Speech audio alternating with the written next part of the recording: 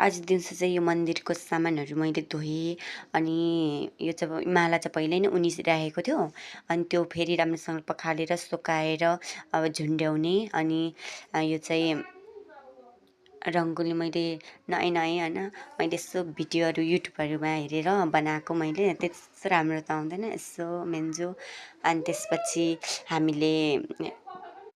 लक्ष्मी पूजा गऱ्यौँ अनि मैले पहिल्यै नै अगाडि नै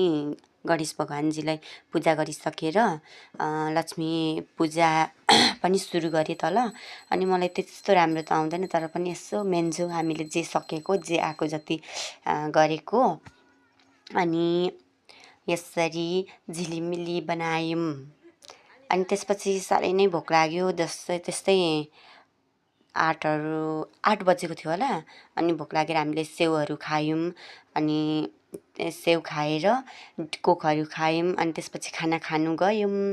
अनि सबैलाई ह्याप्पी दिवाली।